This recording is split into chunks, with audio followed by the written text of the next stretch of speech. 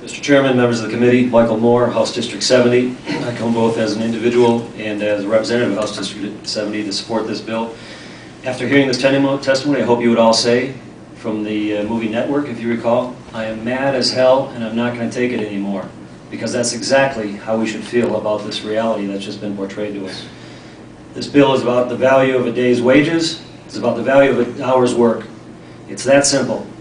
So this bill is an option for us to pursue in a prudent manner a way out of this financial crisis we find ourselves in. And I would say to you, it's being served on the proverbial silver platter. Thank you.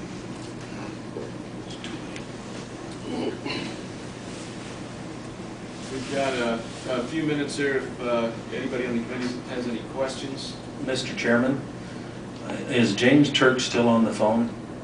Yes, I am. James, we're running out of time here. I know you have the information on the mechanism of which the electronic exchange here is. Would you mind just taking questions in regards to how this mechanism works if the committee has some? Yeah, I'd be happy to. And I would just say that anything you can do with U.S. dollars, you can do with digital gold currency, which is my invention and which I hold for U.S. patents. Thank you. We'll open it up to the committee for, I guess, questions then. Thank you. Any questions? Representative Ingraham? I guess a question for Mr. Turk. If you could explain how this proposed project with tobacco money would work in the practical aspect from a novice here. Yes, basically view electronic currency as it's expressed in this bill the same way you view dollars, except that your account is denominated in weights of gold rather than dollars and cents. And you would be clicking gold from your account to someone else's account rather than dollars as you do presently in PayPal. So what would be involved is that the company that would be paying gold and silver to the state would have an account in electronic gold currency and click the weight of money in dollars at the gold equivalent at the time that the payment is made. So it's very simple, very straightforward. And I would like to note, too, it's very efficient and low cost. And I did have a chance to look at the fiscal note. There's some serious errors in the calculations in that fiscal note and the assumptions. It's actually a reduction in state expenses, aside from all the benefits that both Larry and Dr. Parks and Dr. Vieira have mentioned. Any other questions? Representative Ingraham? A follow-up question. Mr. Turk, could you tell me where the beginning balance of the gold and silver comes from? Yeah, you know, gold is unique. It's the only thing that we humans produce for accumulation. There's 157,000 tons of it that's been accumulated throughout human history. In terms of relative size, it's approximately the bottom 1/5 of the Washington Monument.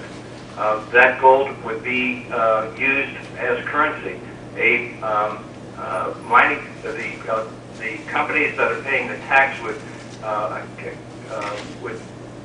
accumulate that gold in a variety of different ways. They might be able to collect it from Montana gold mining companies who choose to pay to those companies payments in gold. It's viewed as a form of currency that's being circulated, presently owned, and now being used as money. Thank you. Any other questions? Representative Bonnie? Mr. Chairman, a question for Mr. Turk, please. Mr. Turk? Representative Bonnie? Mr. Turk, I'm wondering if you can just give me an idea what the fiscal note says. I haven't seen it yet, and can you give me just a sketch of it? Yeah, they've made a number of assumptions about the cost of actually operating electronic currency, electronic gold currency. It assumed, for example, that it's comparable to operating a dollar currency, which is approximately to the banks on a regular basis. It would be an order of magnitude significantly smaller than that. And just to give you an example, if you were to send a wire transfer through a banking system, that would cost $25. The maximum that it would cost in gold, in my company, as an example, would be $3. Operating costs are significantly less. And also there are a number of other assumptions that were made in terms of, that were incorrect in terms of the cost of Montana. Just going through the fiscal note briefly, I think it would be a net reduction in actual out-of-pocket costs in addition to all the benefits that Montana would gain, as Dr. Parks and Dr. Vieira had mentioned, from holding gold as part of its liquidity.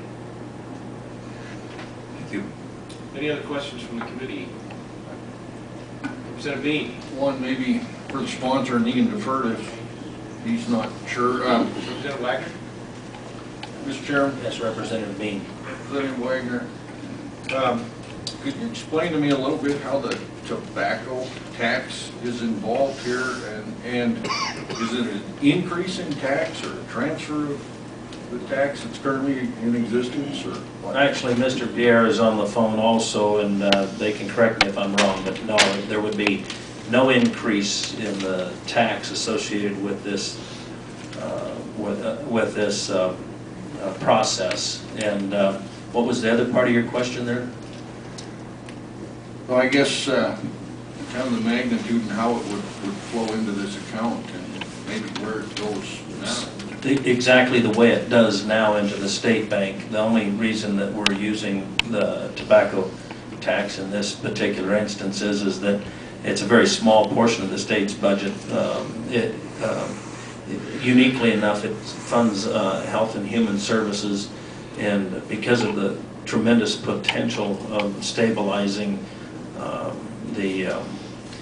the currency and the cost of doing business, I think it's only appropriate that because this fund funds health and human services, and I think this is a great aisle crosser, if you will, in the respect of social justice issues, because health and human services is predominantly one of the largest expenses of the state that we have, that we're constantly struggling with maintaining a value in. So